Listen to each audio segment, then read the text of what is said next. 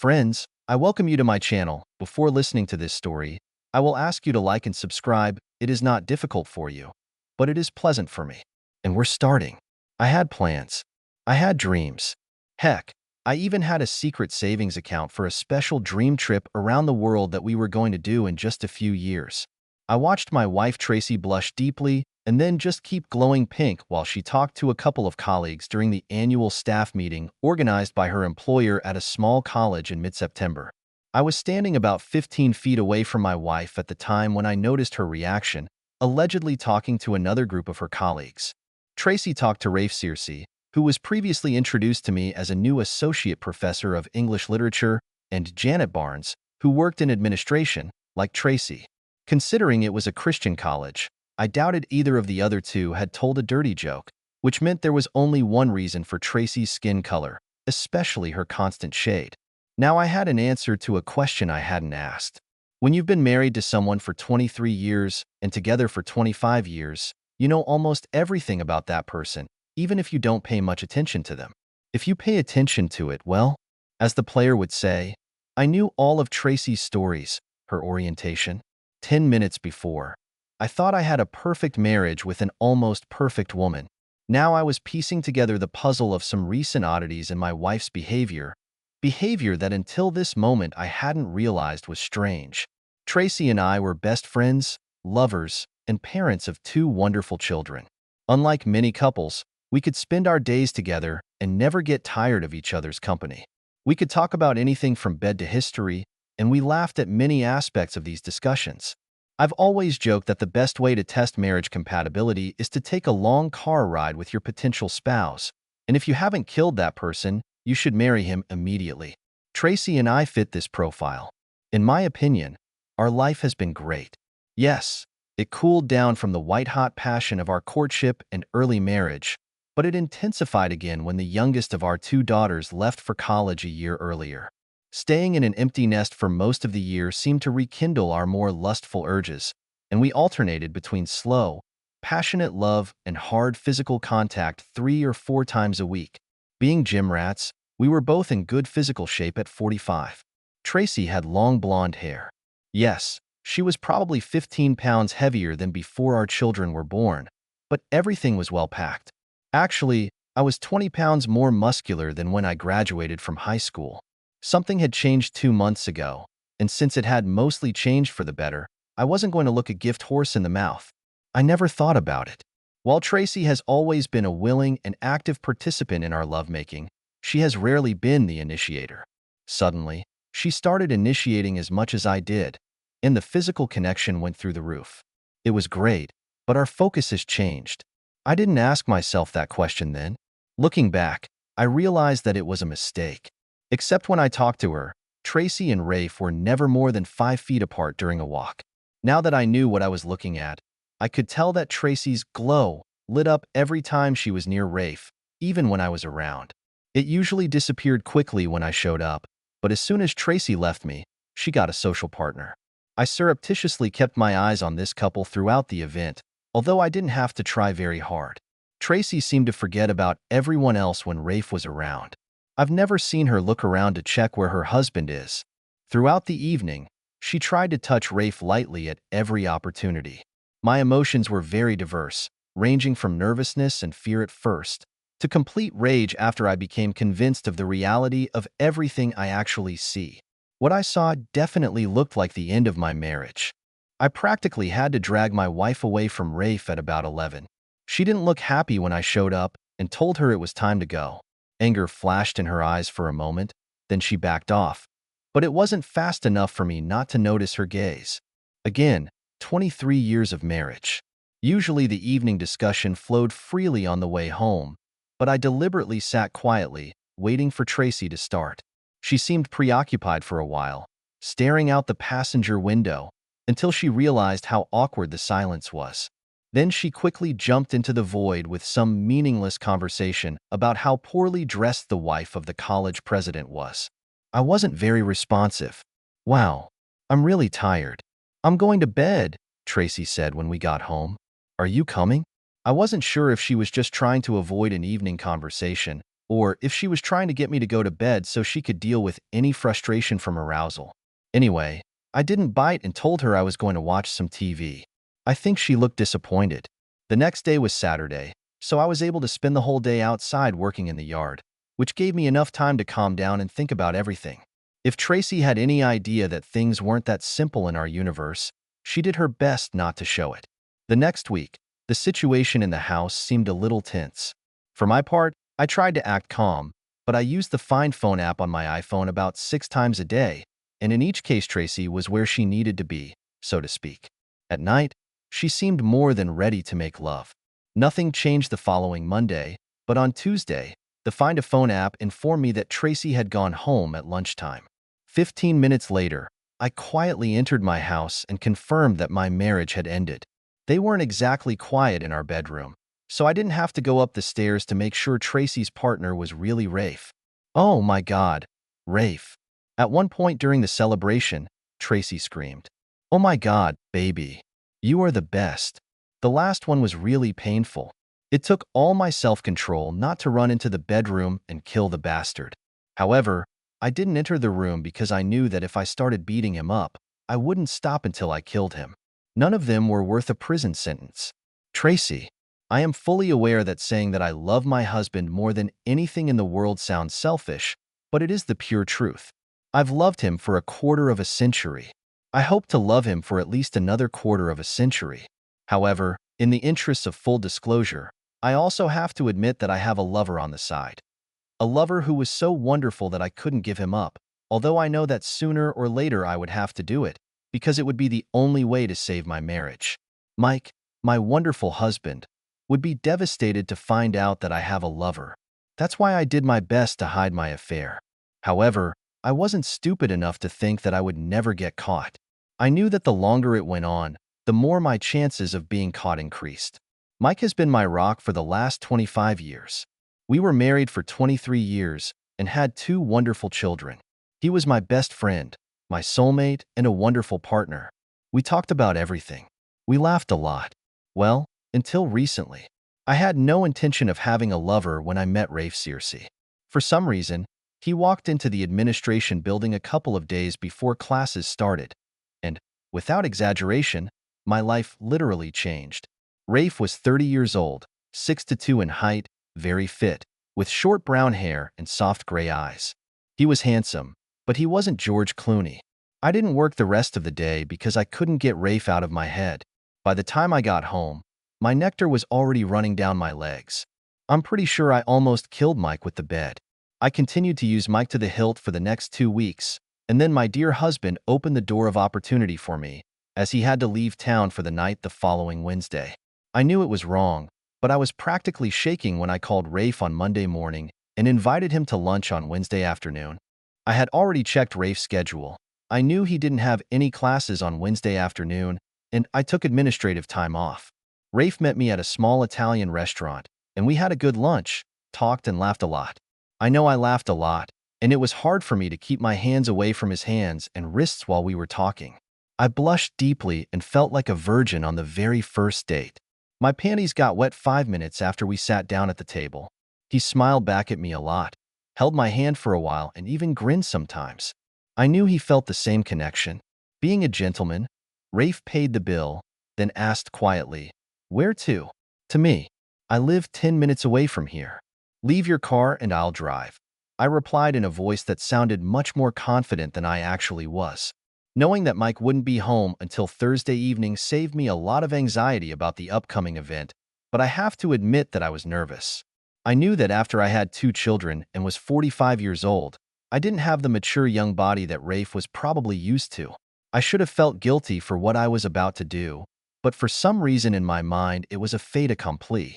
I loved Mike with all my heart and soul, but my time with Rafe was definitely going to happen, and I wasn't going to deny myself the pleasure, and I didn't feel guilty about it.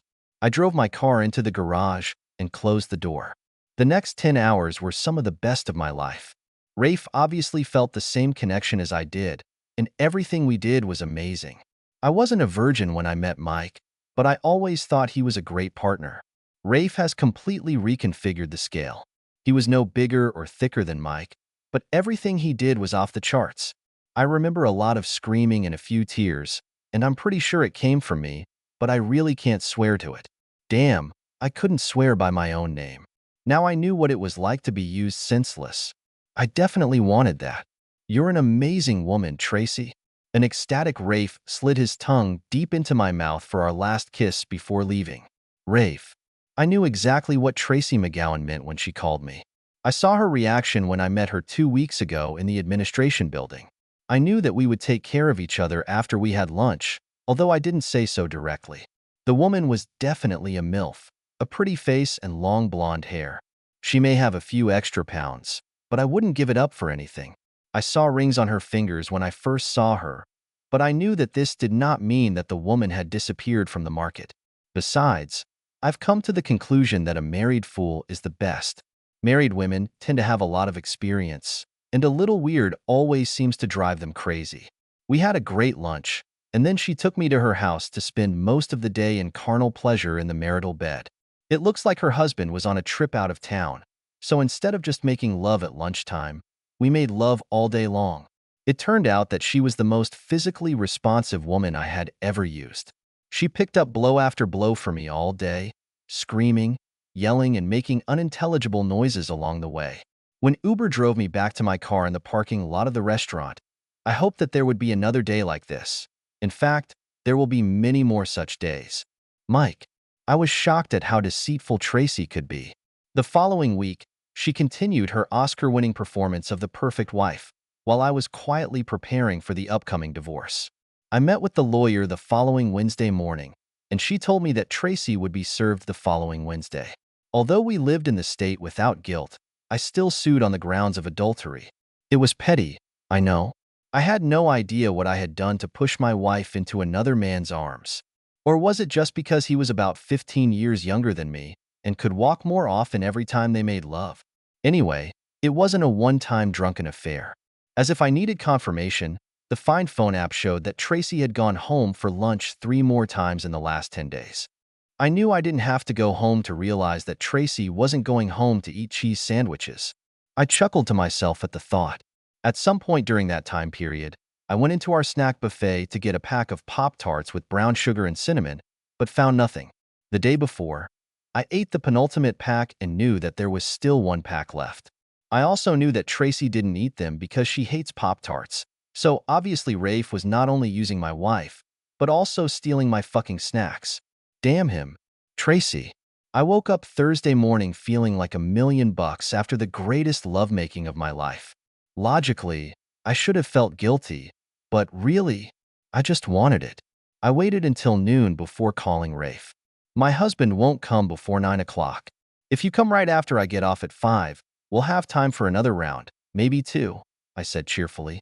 Put your car in the garage. I love a woman who knows what she wants, Rafe replied. I'm sure I started leaking the minute I heard Rafe's car pull into the garage. All I know for sure is that I was wet between my legs when he came into the house. I'm so glad you called, Rafe said. We made slow, passionate love in the first round. Rafe left around 7:30.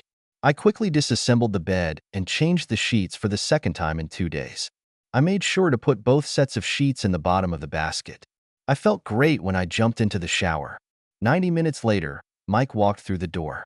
My timeless moment ended, and I hugged my husband tightly. I really love this man.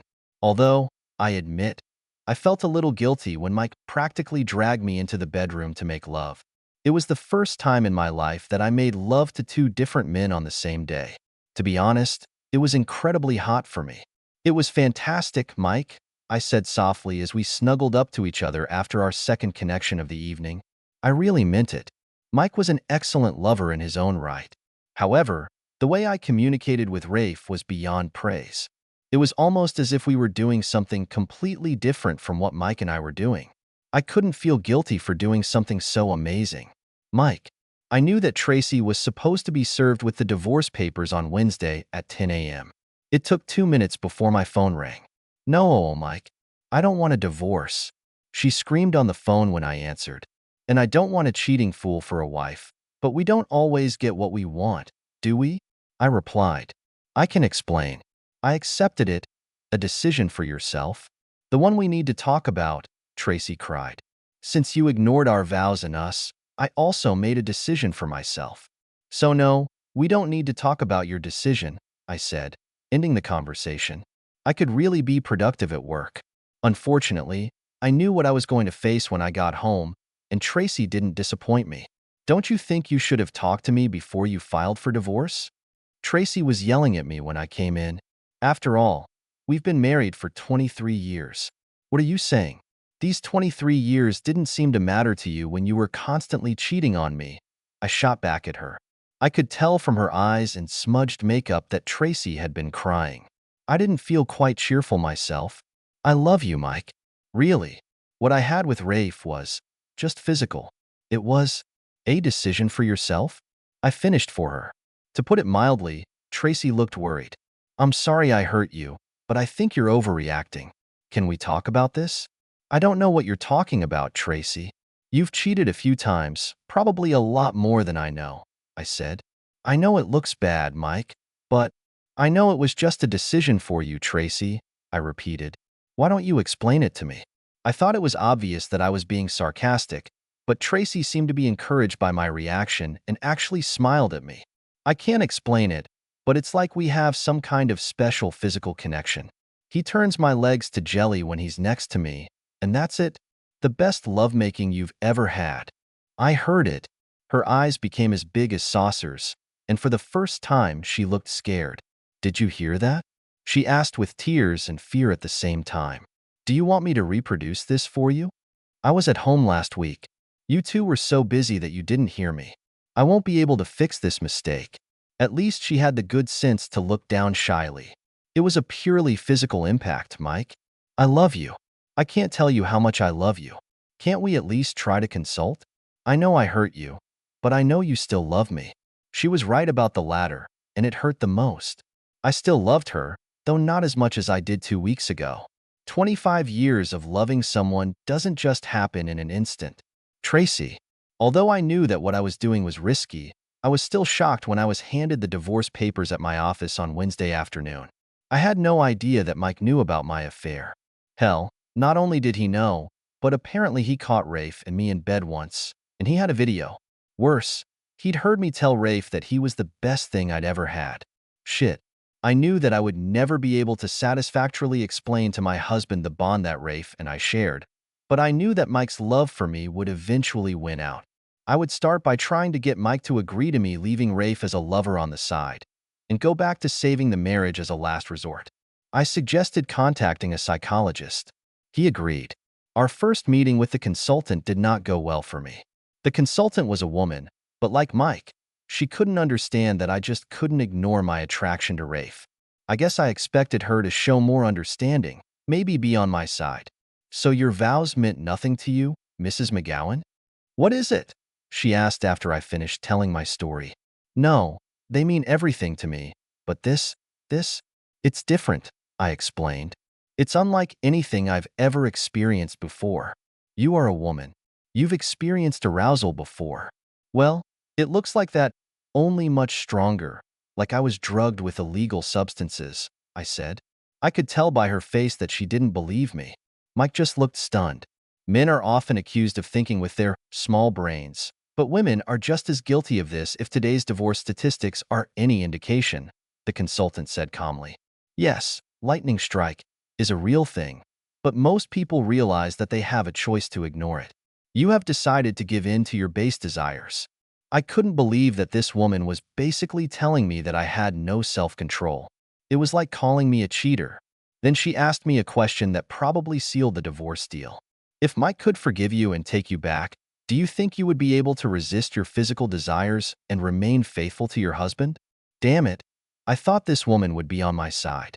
I just sat there, afraid to even answer that question. Mike would have known better than a lie detector that I was lying. I love you, Mike. Could you please work with me on this? I don't love him, but I should have him. Don't ask me to give it up. I cried a lot when I finished talking. I shot a quick glance at Mike, expecting to see a sign that his resolve was weakening. In the end, he confessed that he still loves me. I saw dead eyes. Nothing. I'm sorry, Tracy. I really love you, but I won't give you the right to cheat on me. and I can't forgive what you've already done. I'm sorry I wasn't man enough for you.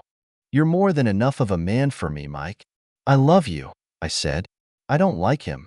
I'll give up on him if that's what keeps us together. Please don't give up on us.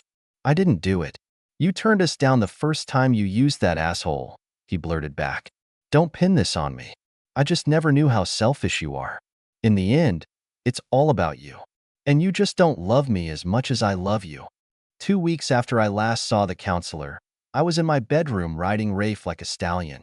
I didn't know if Mike was watching me, but at that moment I didn't care. I saw Rafe on campus the day before and called him when I got back to my office. He was more than willing to come on a lunch break date. The divorce was finalized 6 months later. During this time, Rafe and I made love dozens of times. He was my kryptonite. I loved Mike, but I lusted after Rafe. I had to get him. I knew I'd never get Mike back because of this. He didn't love me enough to let me get Rafe. Mike. I couldn't believe that Tracy was really trying to get me to let her leave her boyfriend and stay married to me.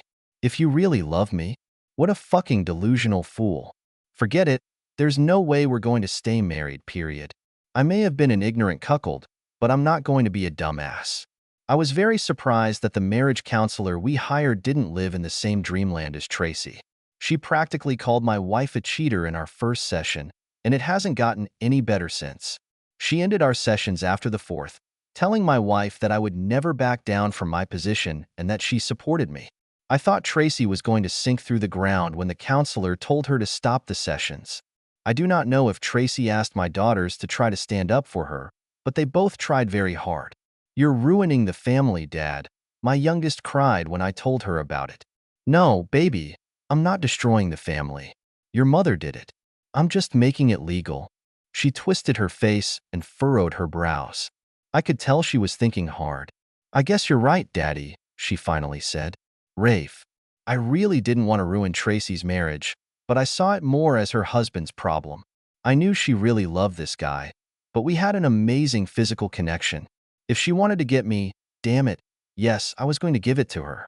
I assumed I couldn't blame him for not wanting to be a cuckold, but then again, this is between him and Tracy. My job is not to wonder why, just to make love or die. Tracy stayed away from me for 2 weeks after Mike filed for divorce. When he didn't relent and take her back, we resumed our romance. In fact, everything even improved, because when Mike left the road, I got all her physical attention. Even though Tracy was a great cheater, I never thought we'd last any longer. At 45, she was not fit for marriage. I knew I wanted to have children of my own, and she already had 2 grown-up children.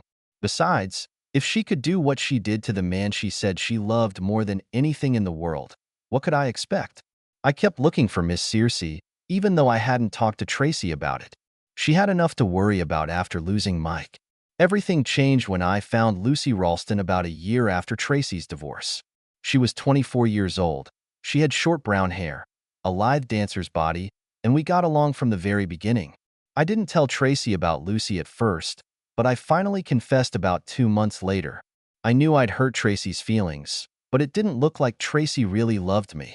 She and I were absolutely connected physically, but emotionally we were just good friends. When Lucy and I decided to be exceptional, I had to tell Tracy that it was over between us. But I gave up my husband for you. Tracy started crying when I told her. No, it's not like that. You left your husband for a bed with me. We never existed, and it was your choice. But it's not my choice. My choice is to have a wife and family, I said. Tracy. I was devastated when Rafe told me he was going to be exclusive with Lucy and wouldn't make love to me anymore. But I gave up my husband for you. I cried when he told me. Rafe gave me a look that I could only interpret as pity. No, it's not like that. You left your husband for a bed with me, he corrected. I knew he was right, but still. Then, of course, it was awkward when my children found out about it. Mike didn't gild the pill when we broke up, telling the kids that I cheated on him several times for better lovemaking. The kids weren't happy with me, but eventually they came to terms with it. When I told them a year and a half later that Rafe had left me to start a family with a younger woman, I just looked pathetic, even for me. I didn't ask them not to tell their father, but I really hoped they wouldn't. I admit that I don't quite agree with this development in my life. When the kids came home for Christmas, my eldest daughter just casually asked if they were going to meet my boyfriend. At that moment, I confessed that we were no longer together. There wasn't much I could say. I looked down at the floor. Losing Rafe still didn't affect me as much as losing Mike. I mean, Rafe was an amazing partner, but Mike was my soulmate, my everything. It was heartbreaking to come home to an empty apartment every day after work, but at least I could look forward to an amazing lovemaking several times a week. When Rafe left, I had nothing left. The loneliness turned out to be terrible, so I guess at first I was quite interested in dating. I was surprised that most of the interested men were 30 plus, and some were even 20 plus. Maybe this elderly woman didn't look so bad for 47 years old? I enjoyed the company of several men, although none of them even came close in quality to my ex.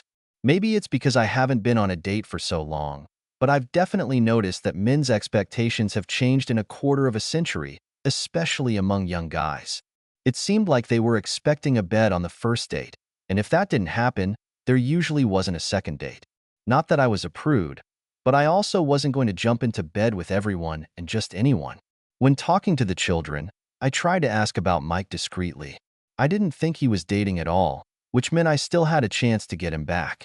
I knew the odds weren't very good, but why wouldn't he date me if he was going to date other divorced women? We had a wonderful marriage for 23 years. However, I knew that I would have to be the aggressor if that happened. Mike, maybe you'd like to have a cup of coffee with me sometime, I said after he answered my call a few months later.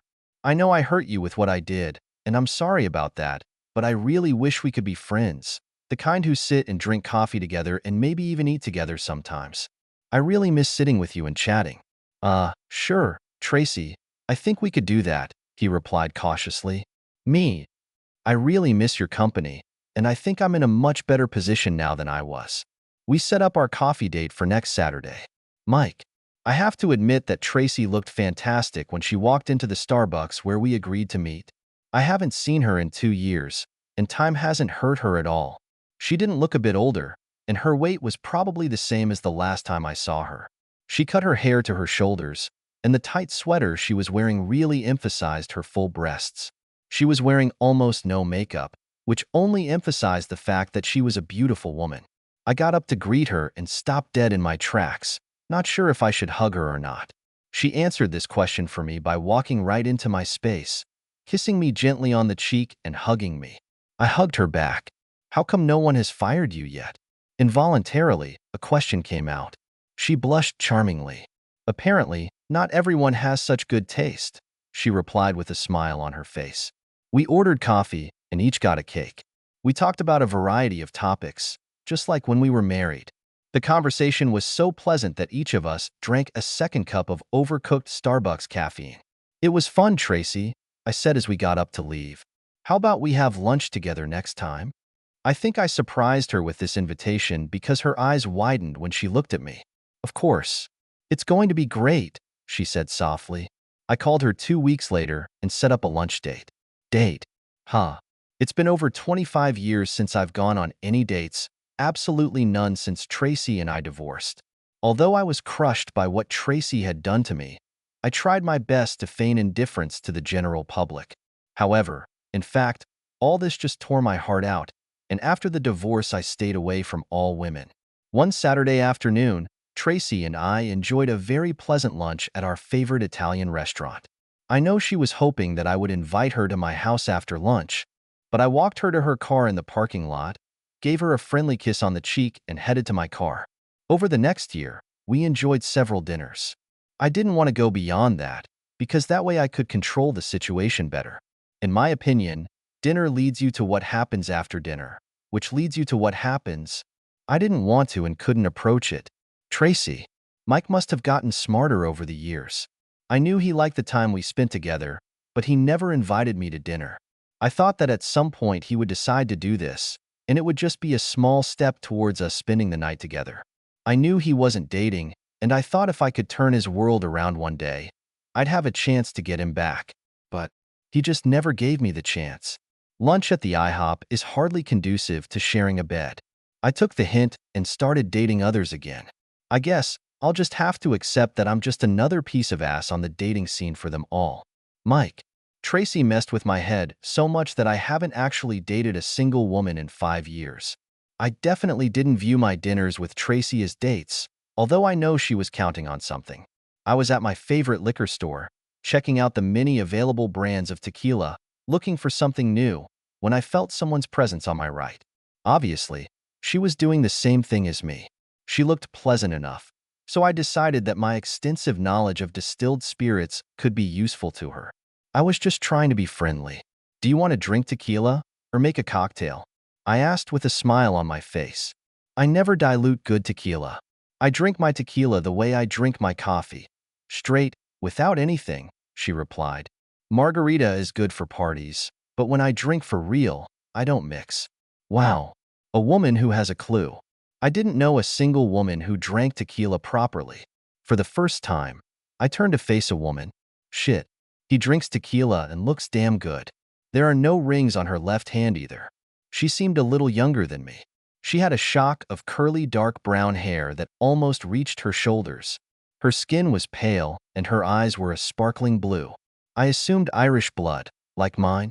I didn't realize I was staring at her until I heard her speak, and then I realized she had asked me a question.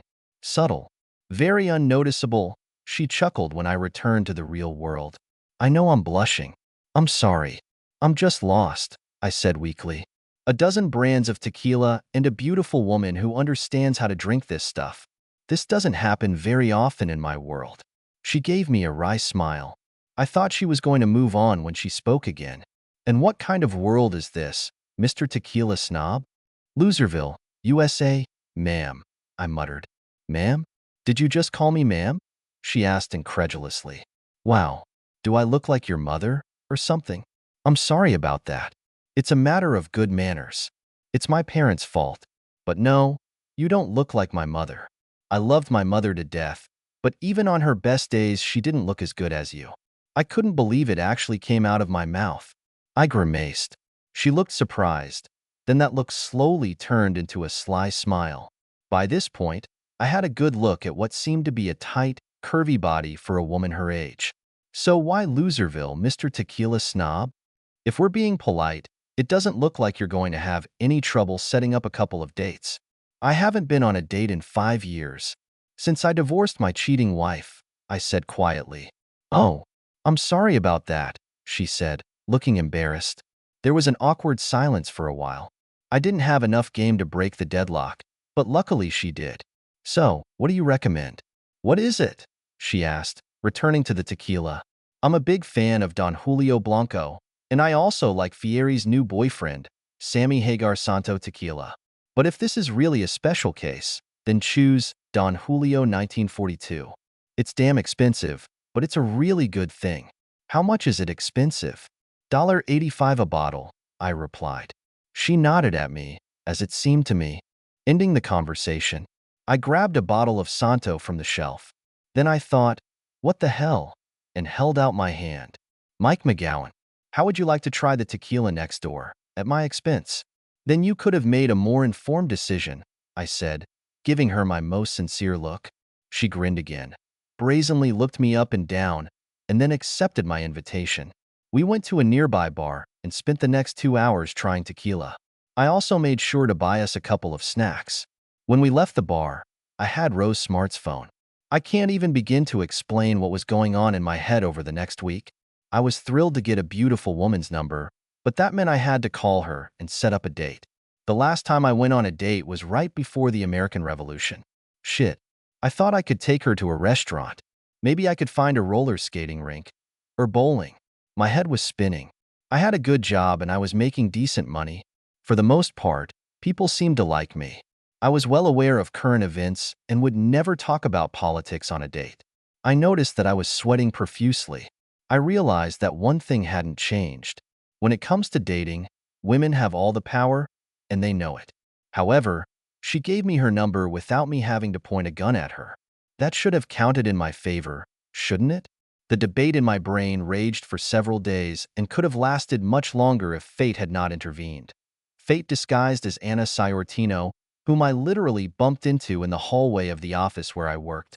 I was trying to decide what to do with Rose when I ran into Anna.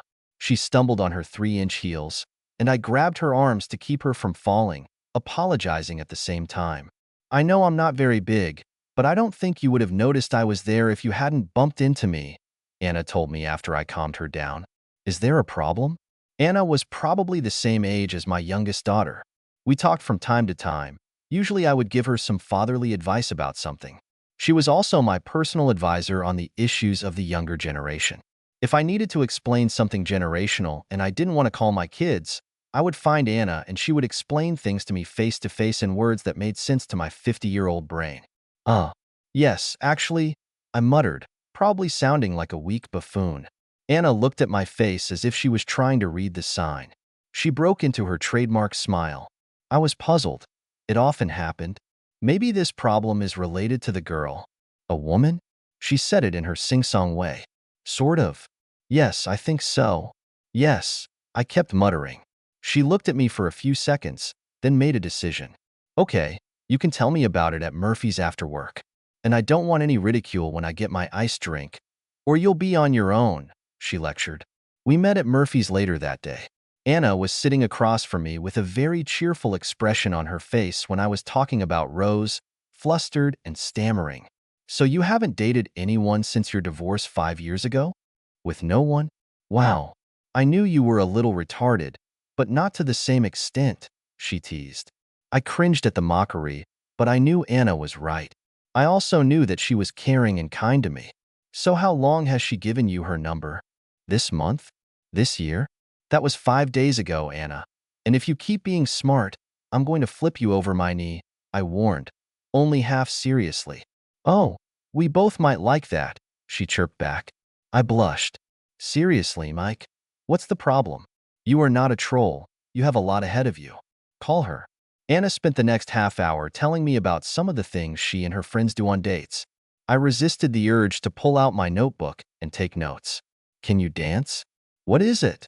She asked at one point. Who else has 3 left legs? Then I'll take it as a rejection. You know, women really like it when a man asks them to dance. It's a kind of physical impact that speeds up the process, she said with a big smile on her face. Is that so? Seriously? I always thought it was something of an urban legend, I said. Really, 100%. It's a kind of foreplay. La la la, I said, plugging my ears. She gave me the same look, then grinned again. Oh, and by the way, don't forget to bring a condom. You can't be too prepared, she said, looking me straight in the eye. Yes, Mom, I replied sarcastically. I called Rose when I got home that night and set up a date for the following Saturday. Anna told me not to spend too much time talking about my previous marriage, but to answer honestly any questions Rose asks about it. I was embarrassed to talk about what happened with a relative stranger, but Rose was very empathetic. She then told me her story of grief, which included a 15-year marriage that ended when she caught her husband in bed with a neighbor. Tracy. The real physical pain from the syphilis I contracted was nowhere near as severe as the humiliation I experienced in the doctor's office. Don't get me wrong, the doctor and the 2 nurses I dealt with were absolutely professional, but I could see that they were shocked to have to deal with me. It didn't get any better when I listed 6 different men as recent partners who needed to be notified. Damn it. 6 notifications? I heard one nurse whisper to another after she first looked at my tests. It's probably a good thing that she's not 25 anymore. I probably would have ripped her face off if she had said that out loud to me, but I had to admit to myself that this comment sounded really bad. I haven't thought about it too much, but I've been making generous use of the fact that I've been single for the last few years. When Rafe dumped me after Mike divorced me, I probably went a little crazy. I think I might have been looking for someone to replace Mike and Rafe, but if that was the case, I didn't even see anything like it. How can I replace what Mike and I have had for 23 years, and how could I replace the incredible bond one had with Rafe? I do not know. Maybe in my mind I compensated for the quality with quantity. I never really thought about how many men I slept with until I had to report on the number and list of my partners. Without a doubt, using most of my partners without protection was stupid and irresponsible. It's not like I'm a drunken cheater. I was always sober enough to know what I was doing, and I always chose guys who looked clean and well-groomed. But it's an old story. When you sleep with someone, you also sleep with everyone they've slept with lately. I just never thought about it. You idiot. At least I didn't have to tell anyone about my problem. Mike. Rose and I got married about a year after our first date. We both still had some trust issues, but we dealt with them with love and with the help of a really good consultant.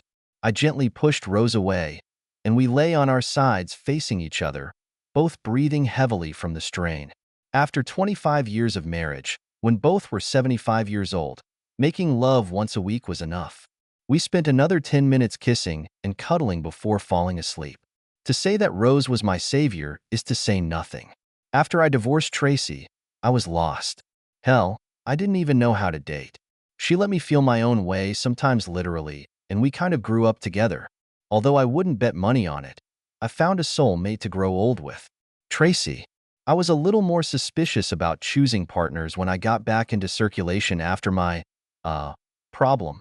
This was probably partly due to the menopause.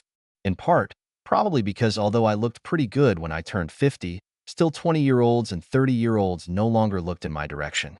In fact, since there were many more single women than men between the ages of 40 and 50, the competition was quite fierce in these age groups.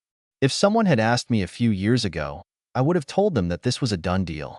I was going to grow old with my loving husband, Mike. Because I was an idiot, nothing came of it. I greatly overestimated my game with Mike. I mistook his kindness for weakness. I thought he loved me so much that he would at least forgive me for my transgression. A few years ago, I moved into a senior community. My old house was too big for me alone. I see my children and grandchildren every few months. It took more than 1 year for the relationship that I had with my children to return to normal. The relationship between Mike and me remained friendly, although we stopped having lunch after I realized that these dinners would not bring me closer to him. Mike finally started dating again after years of being a recluse. I admit that I envy the way he looks at Rose. When the whole family gets together for the holidays, I can't help but notice the adoring looks, the sweet manners with which they communicate. I'm sick of it. It should have been with me. Was it worth it? I ask myself. I never like the answer.